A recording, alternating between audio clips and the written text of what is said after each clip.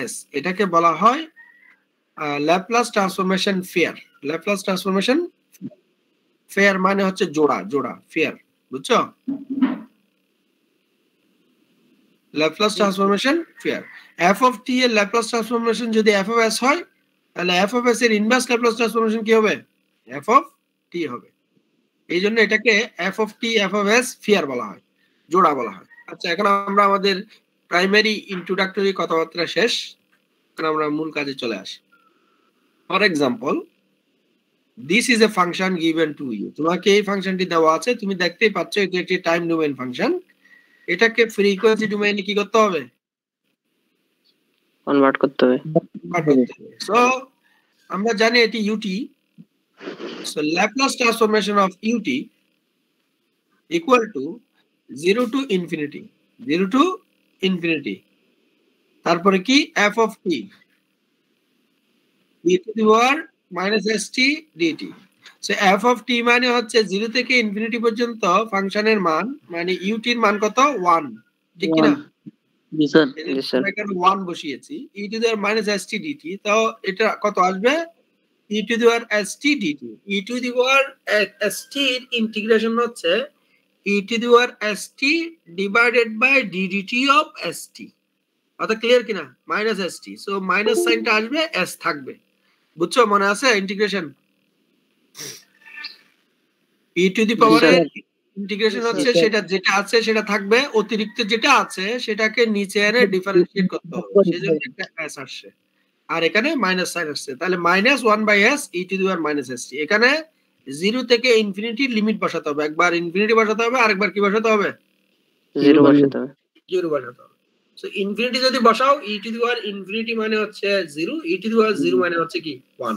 কথা বুঝছো? তাহলে e to the power infinity মানে হচ্ছে 0, আর e টু দি পাওয়ার 0 মানে হচ্ছে কি 1। তাহলে এখান থেকে আমরা প্রথম পার্টটা চলে গেল, কি পেলাম? 1/s পেলাম। 1/s কি পেয়েছি, আর এটা এটা f of s না 1/s টা? জি স্যার, স্যার ফ্রিকোয়েন্সি ডোমেইন। তাহলে এই যে আমরা বলতে পারি ut, এটা যদি টাইম ডোমেইন ফাংশন হয় ut এর ল্যাপ্লাস ট্রান্সফরমেশন কি? f of s 1/s।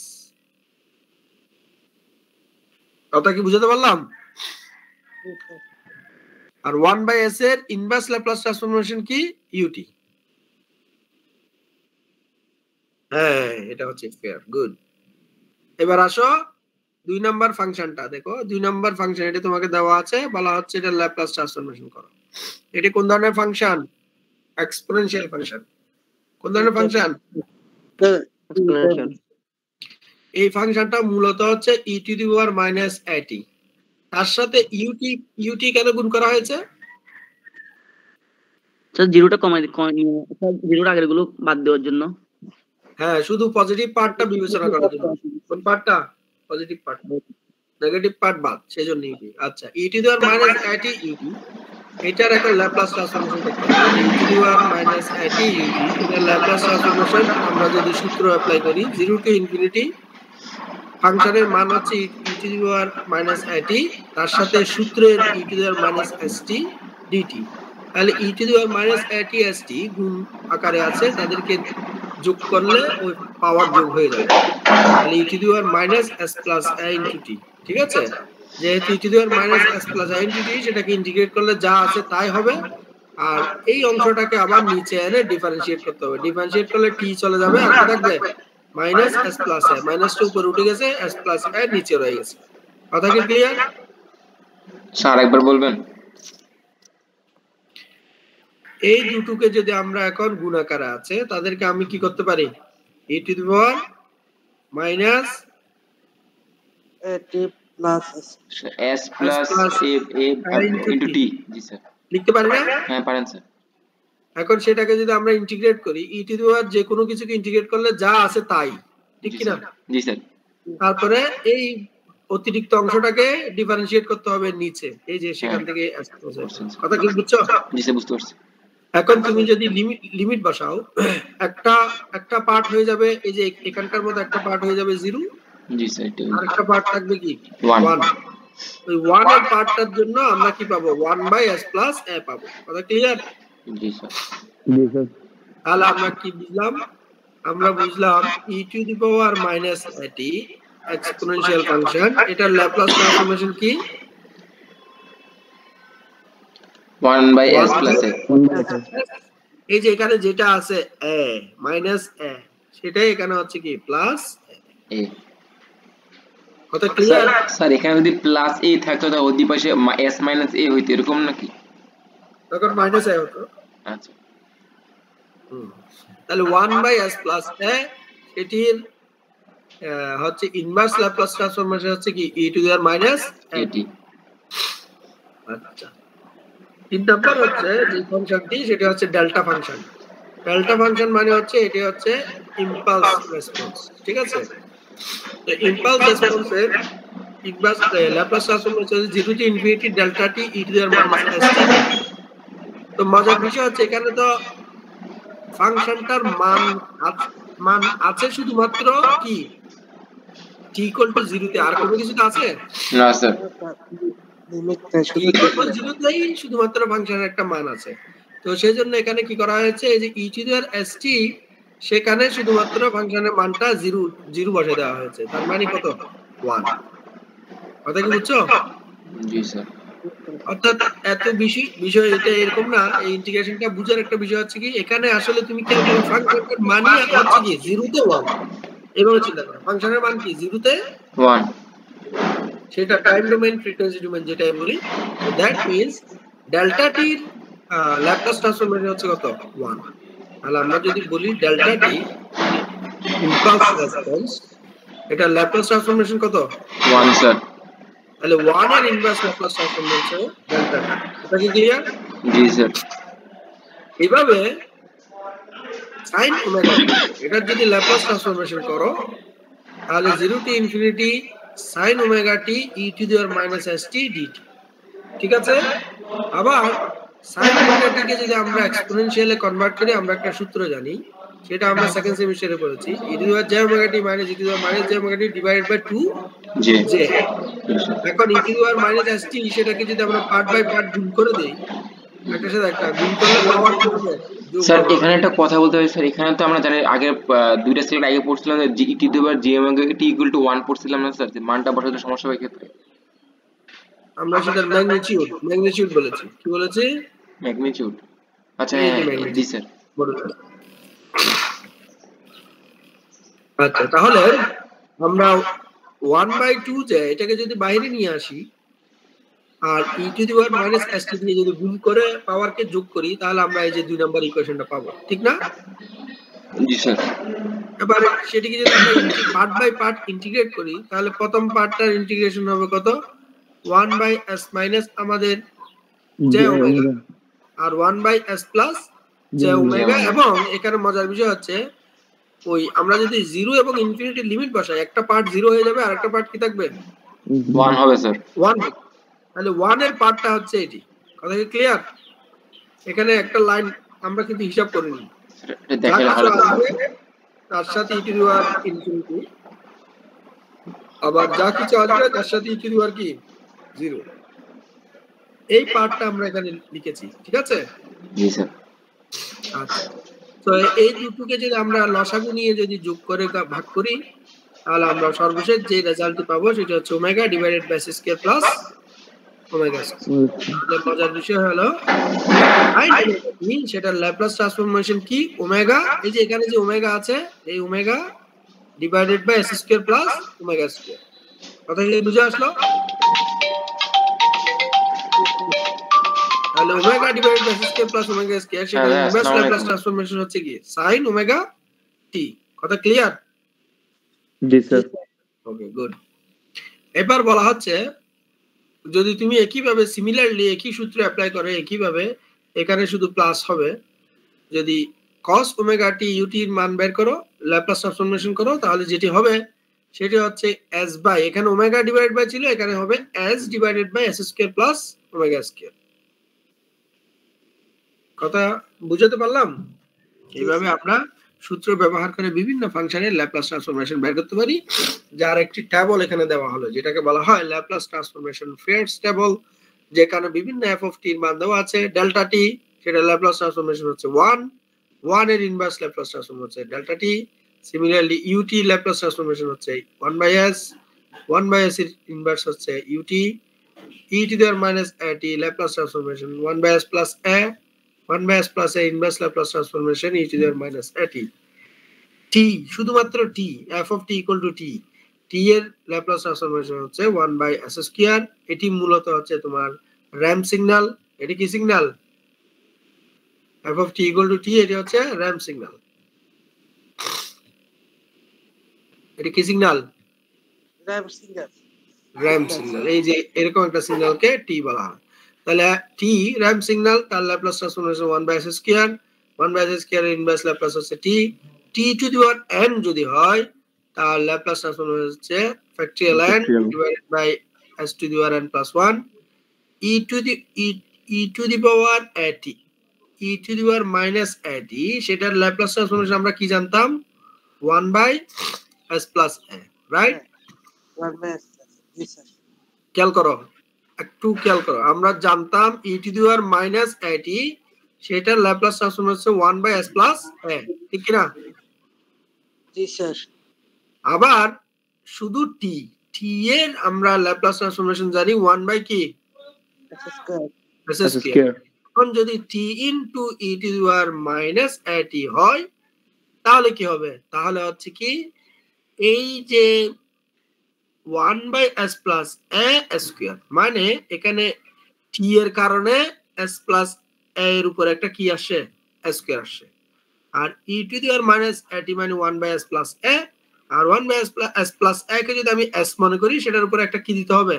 s square দিতে হচ্ছে। কিসের কারণে? t এর কারণে। এটা হচ্ছে যে বোঝার জন্য অ্যানালজি, আর ম্যাথমেটিক্যালি করলে তুমি t কে ইন্টিগ্রেশন করলে এই রেজাল্টটাই পাবা। কথা কি বুঝছো? সিমিলারলি আমরা যদি যে t to the power n, সেটার সাথে যদি e to the power minus at এটাকে কম্বাইন করে ল্যাপ্লাস ট্রান্সফরমেশন কত বলি, তাহলে এদের ল্যাপ্লাস ট্রান্সফরমেশনের একটা কম্বিনেশন হবে রেজাল্ট। কম্বিনেশন কি? উপরে হবে ফ্যাক্টরিয়াল n, নিচে হবে s প্লাস a, হওয়ার কথা ছিল s to the power n plus 1, যেহেতু আবার e টু দি পাওয়ার আছে, সেজন্য s plus a to the power n plus 1। কথা ক্লিয়ার? জি স্যার। হ্যাঁ, এই জন্য e টু দি পাওয়ার দিয়ে কোন একটা ফাংশনকে গুণ করাটাকে বলা হয় ওটার ফ্রিকোয়েন্সি শিফট। কি shift? Frequency. Sir T to the power n টা একটু বুঝতেছি কেন? না। একটু খেয়াল করো, শুধু যদি স্যার, টি একটা হতো question তাহলে করতে হচ্ছে, হ্যাঁ sir T to the power n equal to এটা কিভাবে হলো একটু বলবেন স্যার, একটু কনফিউশন। কোনটা? T to the power n sir, যেটা পাওয়ারটা ল্যাপ্লাস ট্রান্সফর্ম পেয়ার আছে, T to the power n equal to n vector s to the power n plus 1। এই যে এটি, হ্যাঁ এটি স্যার, হ্যাঁ এটি তোমরা ওই যে সূত্র ইউজ করে, আমাদের যে সূত্রটি আছে সেই সূত্র ইউজ করে এটি মানটি বের করা হয়েছে। কথা কি বুঝছো? স্যার এখানে উপরে n ফ্যাক্টরিয়াল কেমন আসলো স্যার? এটা একটু এটা আসতে পারে যেহেতু আমাদেরকে এখানে লিমিট যখন বসাতে যাব। জি কথা স্যার, কি বুঝছো? হ্যাঁ তখন স্যার এখানে কি স্যার একটা একটা কথা বলতে চাচ্ছিলাম স্যার, আমরা যে উপরে sir t equal to 1/s square করছিলাম না স্যার, এখানে t টু দি n এটা কি পাওয়ার বোঝাচ্ছে উপরে? তাহলে যদি n ইকুয়াল টু 1 থেকে 2 3 কি বুঝবে উপরে এরকম জিনিসটা?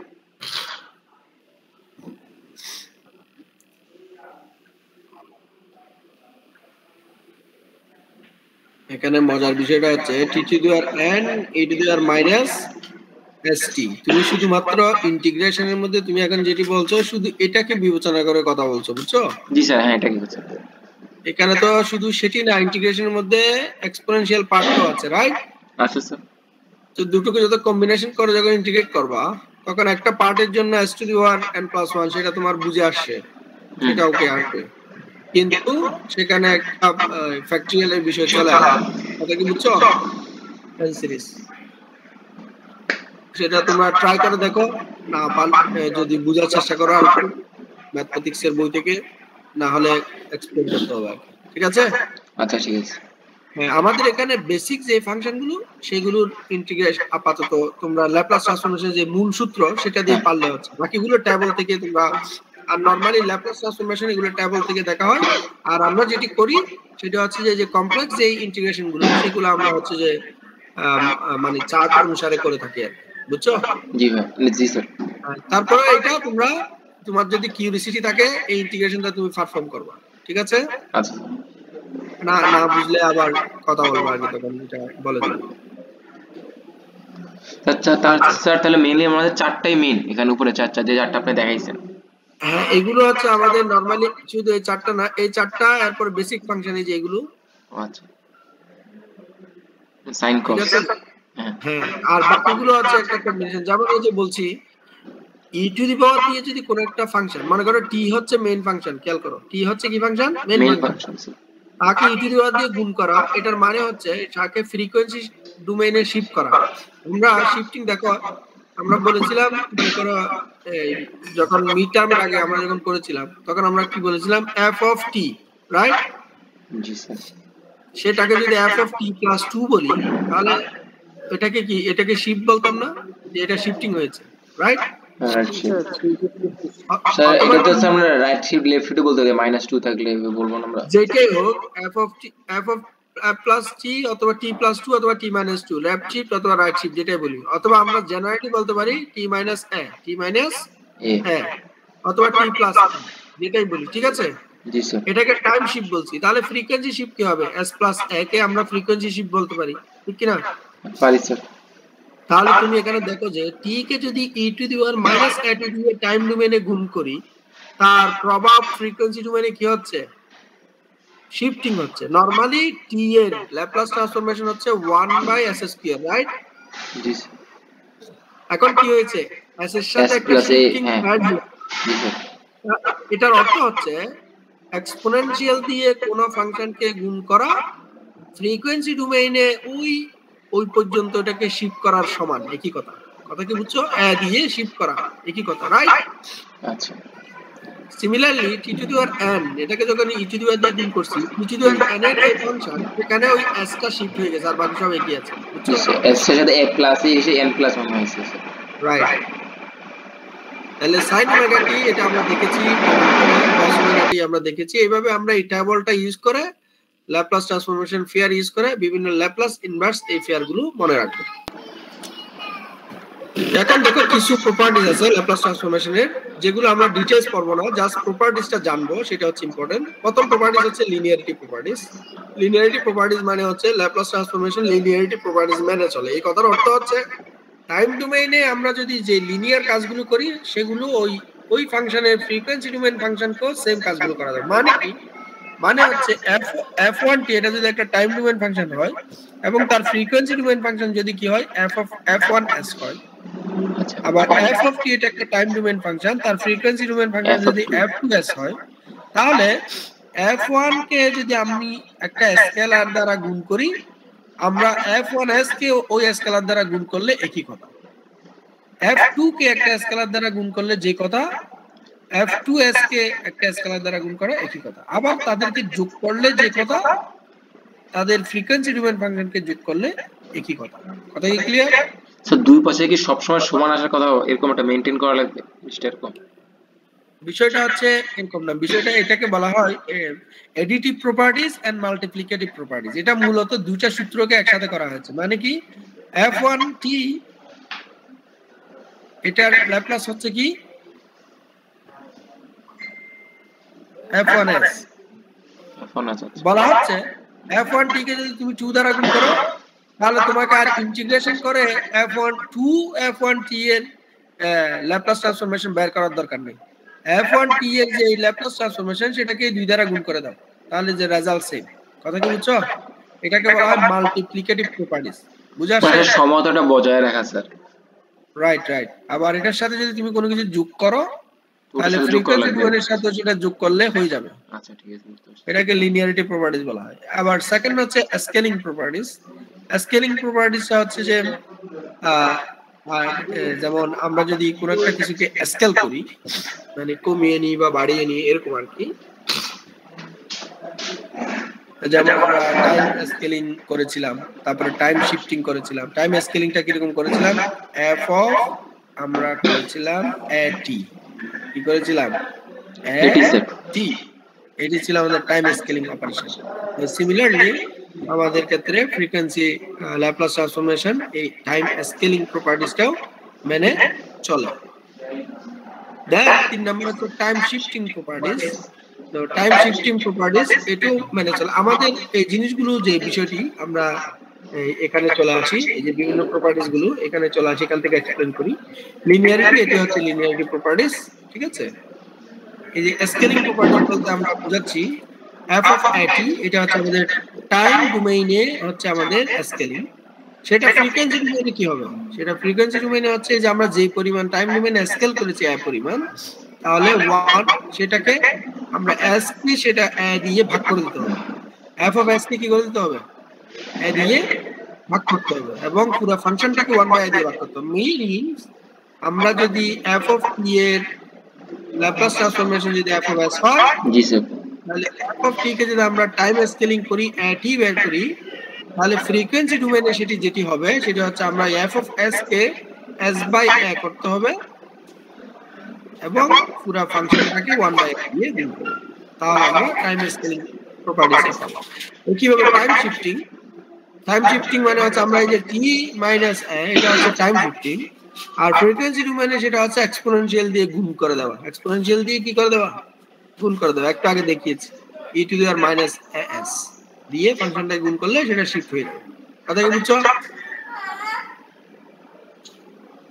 স্যার এখানে আবার স্যার ইউ ই মাইনাস এ দ্বারা গুণ করছে কেন স্যার? এটা হচ্ছে পজিটিভ রাখার জন্য।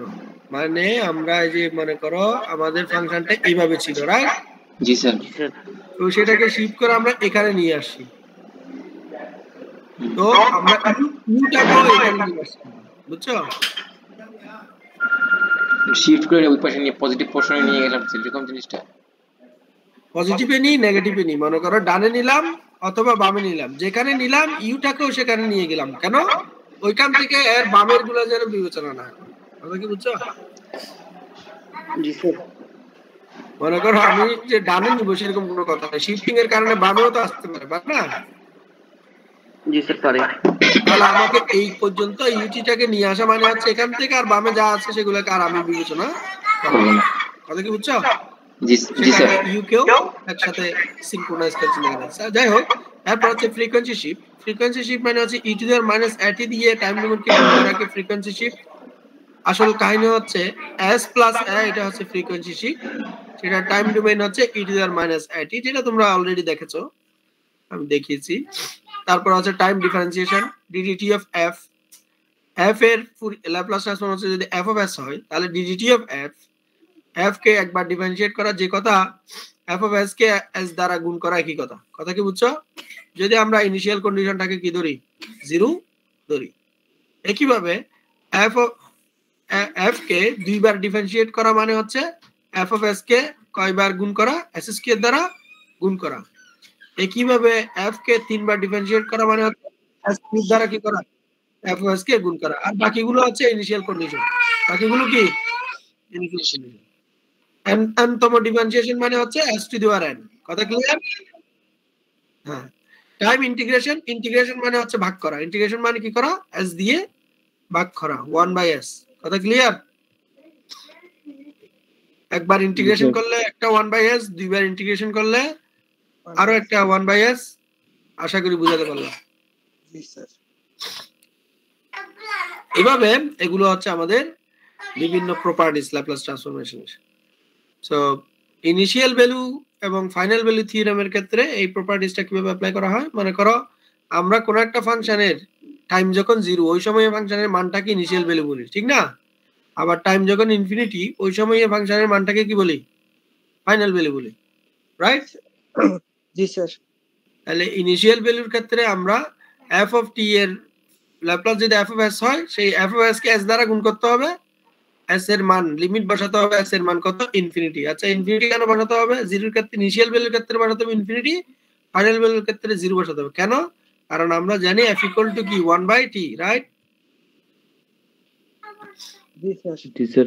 তো t এর মান যখন হচ্ছে 0, তখন f এর মান কি হবে? ইনফিনিটি। ইনফিনিটি।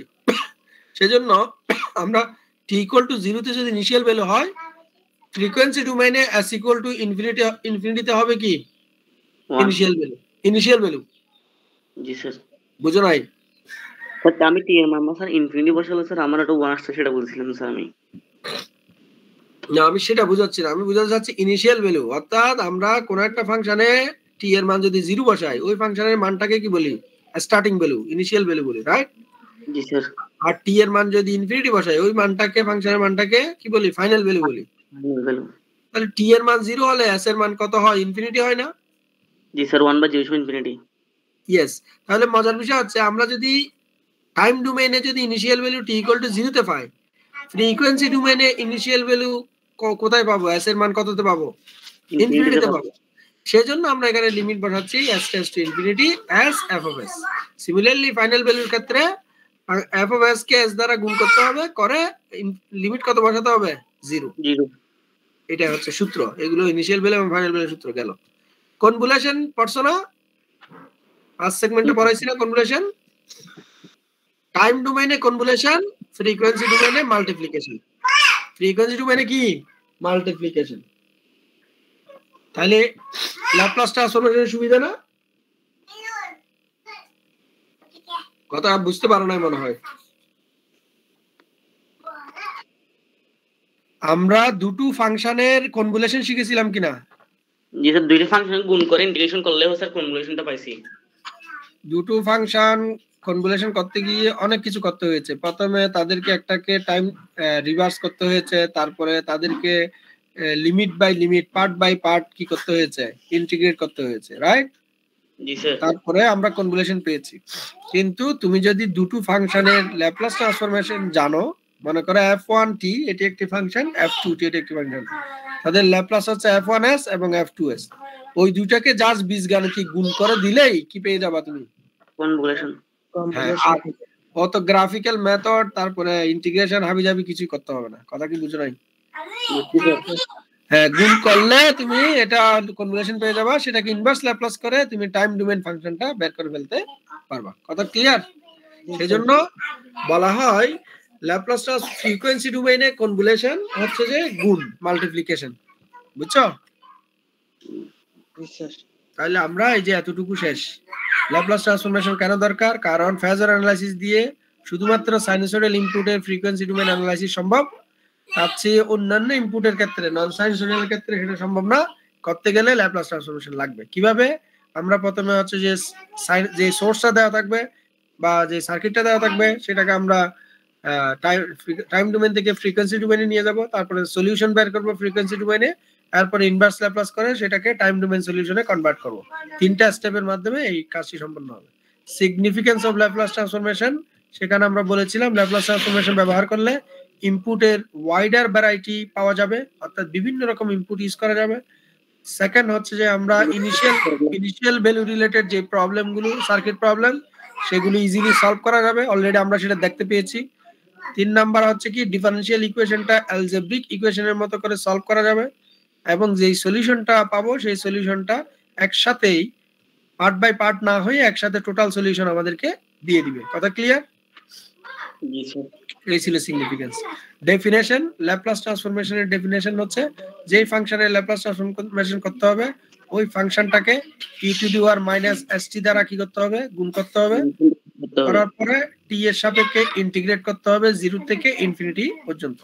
করলে সেটাকে বলা হবে ল্যাপ্লাস ট্রান্সফরমেশন। যেটা পাবো সেটার নাম হচ্ছে f of s। তারপরে ইনভার্স ল্যাপ্লাস ট্রান্সফরমেশন করতে হলে এই f of s K e to the power st দিয়ে গুণ করতে হবে। করার পরে d of s দিয়ে কি করতে হবে? ইন্টিগ্রেট করতে হবে কত? মাইনাস